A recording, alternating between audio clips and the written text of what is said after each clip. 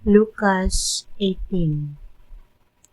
Unya, gisugilon ni Jesus kining sambingaya aron pagtudlo nga kinahanglan sila magampo og dili gayud nila wadon ang paglaom.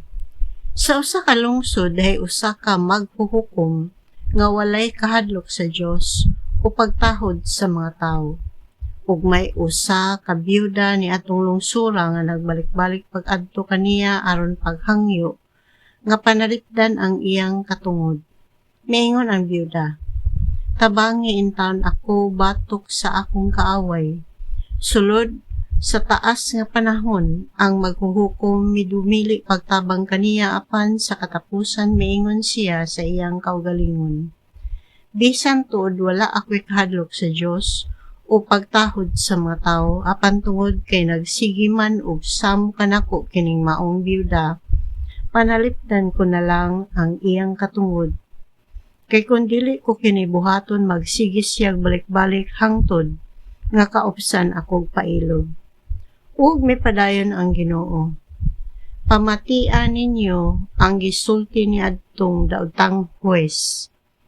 Karon dili ba ang Dios maghukom dapig sa iyang kaugalingong katawhan nga nagpakitabang kaniya sa adlaw o sa gabii? Maglangan ba siya sa pagtabang kanila? Sultihan ko kamo nga maghukom siya dapig kanila ug dalion niya ang pagbuhat niini. Apan makakaplag ba kaha og pagtuo ang anak sa tao dinhi sa kalibutan sa iya unyang pag-abot?" Gisugilon usab ni Jesus kining sambingaya ngadto sa mga nagtuo nga sila maayong tawo ug nagtamay sa uban. May duha ka tawo nga nangadto sa templo aron pag-ampo. Ang usa Pariseo ug ang usa kobrador sa buhis.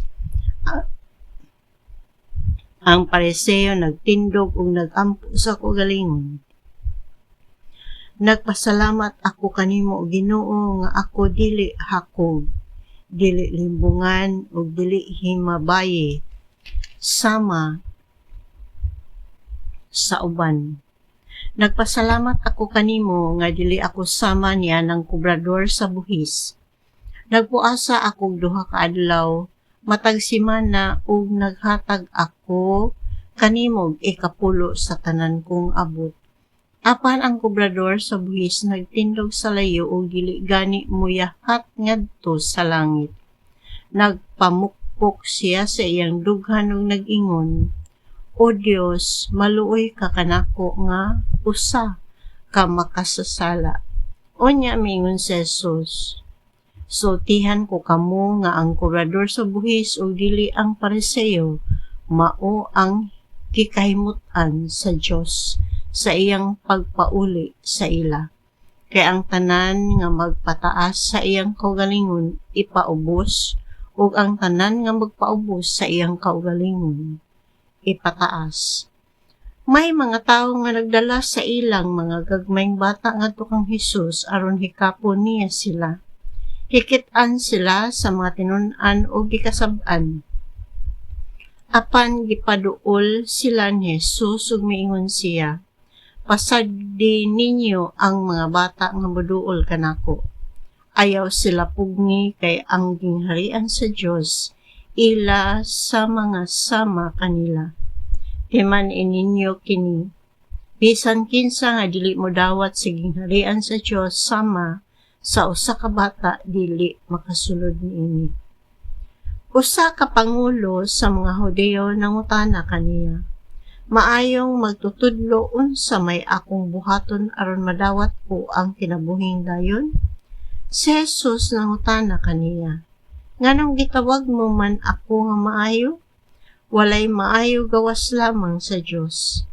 Nasayod ka sa kasuguan. Ayaw panapaw, ayaw pagpatay, ayaw pangawat, ayaw pagsaksig bakak, tahura ang imong amahan o inahan." Ang tawo mitubag, "Gituman ko na kining tanan nga sugo sukad pa sa akong pagkabatan-on." Sa pagkadungog ni Jesus ni iyang giingnan ang dato. Usa pa ka butang ang kinahanglan mong buhaton. Ibaligya ang tanan mong katigayunan ug ihatag ang halin ngadto sa mga kabus ug makabaton kag bahandi didto sa langit unya balik og sunod kanako. Apan sa pagkadungog sa tawo niini nasubo siya pag-ayo tungod kay dato man siya kaayo. Nakita ni Jesus nga nasubo ang tawo busa miingon siya. Pagkalisod gayud alang ni adtong daghan ug bahandi sa pagsulod sa gingharian sa Dios. Mas sayon pa sa usa ka kamelyo ang paglusot sa lungag sa dagom kay sa usa ka dato pagsulod sa gingharian sa Dios. Ang mga nakadungog niining nangutana kung mao kana kinsa raman di ay ang maluwas. Mitubag sa Jesus, ang dili mahimo sa tao mahimo sa Dios. Ug miingon si Pedro, di man ibaya nga gibiyaan namo ang among panimalay aron pagsunod kanimo. Ug si Jesus miingon kanila, tinuod kana og sultihan ko kamo niini nga bisan kinsa ang mobiya sa iyang puloy-anan o asawa o mga igsuon o mga ginikanan o mga anak tungod sa gingharian sa Dios, makadawat o daghan pang mga panalangin niining panahona o kinabuhing dayon sa umaabot nga panahon. Unya gitigom ni Jesus ang 12 katinun-an o giingnan sila. Pamati kamo, nagpadulong kita sa Jerusalem diin matuman ang tanang butang nga gisulat sa mga propeta may tungod sa anak sa tawo. Itugyan siya ngadto sa mga dili Hudeo ug ila siyang bugal-bugalan, pakaulawan ug lud-an. Ila siyang latuson ug unya patyon apan babanhaw siya sa ikatulong adlaw. Wala makasabot ang mga tinun-an bisan usa na lamang niining mga butanga. Ang kahulugan sa mga pulong nalilong kanila o wala nila masabti ang gisulti ni Jesus.